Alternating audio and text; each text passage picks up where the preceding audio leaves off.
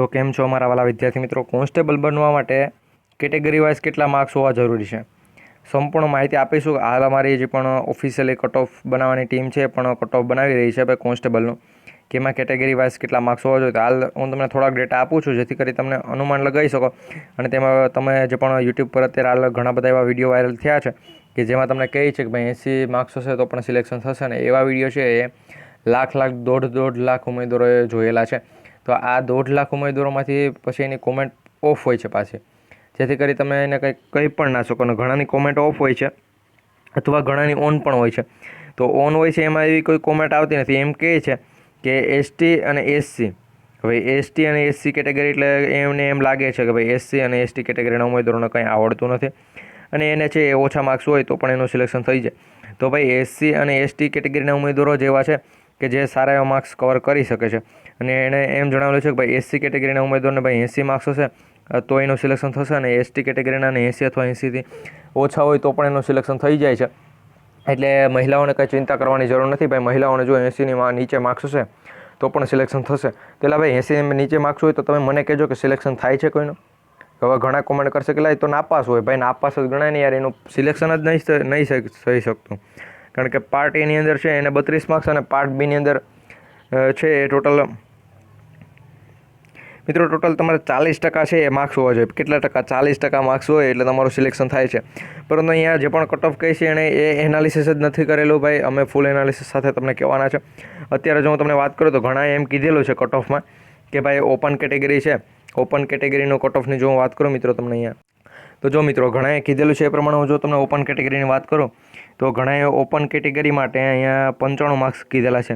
એટલે ભાઈ ઓપન કેટેગરીના 95 માર્ક્સ હોય તો એસસી અને એસટીનું કટ ઓફ એને નીચું જ લઈ જવું પડે. કારણ કે ઓપન કરતાં ક્યારેય પણ એસસી અને એસટીનું કટ ઓફ છે એ ઊંચું નથી રહેતું. તમે વિચાર કરો કે એને ઓપન કેટેગરી જનરલના 110 પણ નથી કીધા, 120 પણ નથી કીધા, 130 પણ નહીં, સીધા 95 કીધા. યાર 100ની નીચે તો ના જ હોય ભાઈ. તમારે કોઈ પણ મોટો ક્રિએટર હોય અમારી જેવા કે જેને તમે પૂછી શકો કે શું ખરેખર આપણે કોન્સ્ટેબલનું કટ ઓફ 95 રહી શકે છે જનરલ કેટેગરી માટે? તમે એને એમ કહો કે ભાઈ એસટી કેટેગરી માટે છે એ 95 હોય તો કોઈ પણ કહે કે હા ભાઈ અમે કહીએ છીએ કે ભાઈ એસટીમાં જો 95 હોય તો એનું સિલેક્શન થઈ જાય અંદાજિત. બાકી જનરલ કેટેગરી માટે જો તમે 95 માર્ક્સ કહીને બેઠો તો મિત્રો એ ખરેખર સંભવ જ નથી. જનરલ કેટેગરીમાં જો તમારે જવું હોય તો તમારે 140 માર્ક્સ હોય મિત્રો, તમારા અંદાજ પ્રમાણે 140 માર્ક્સ, તો તમારું સિલેક્શન થઈ શકે. બાકી તમારે 140 તમારો અંદાજ હોય અને પછી 140 જેને અંદાજ હોય ને ઘણાને એને પણ 110 માર્ક્સ આવે.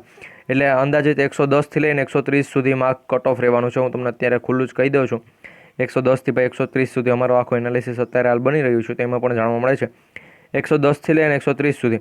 જ્યારે તમારા જે પણ એસસી અને એસટી કેટેગરીના ઉમેદવારો છે કે જેને 100ની નીચે જઈ શકે, પરંતુ 80થી 85 તો ભાઈ નહીં રહી શકે. ઘણા કહે છે કે 80થી 85 રહી તો એસસી અને એસટીનું છે 80થી 85 નહીં રહી શકે. ઘણાએ કીધેલું છે, એનું નામ નથી લેવા માગતું, પરંતુ એણે એસટીનું 80 કીધેલ છે કે 80 અથવા 80ની નીચે જો માર્ક્સ હોય, કેટલા 80થી અથવા 80ની નીચે માર્ક્સ હોય તો પણ સિલેક્શન થાય એસટી કેટેગરીના. 80 હોય તો સિલેક્શન થઈ જાય, કંઈ વાંધો નહીં. પણ 80ની નીચે ઉદાહરણ તરીકે 79 માર્ક્સ હોય તો એ તો ફેલ છે, તો ભાઈ એનું સિલેક્શન કેમ થાય? મારે એ બધા મોટા યુટ્યુબર છે એને પૂછવું પણ છે. અમારી ટીમ દ્વારા એને મેસેજ પણ મોકલવામાં છે, પરંતુ યાર કોઈ રિપ્લાય જ નથી દેતું. એનું શું કારણ હોય? પછી અમુક જીકેવાળા પણ છે કે જેણે એસટીના 90 કીધેલા છે.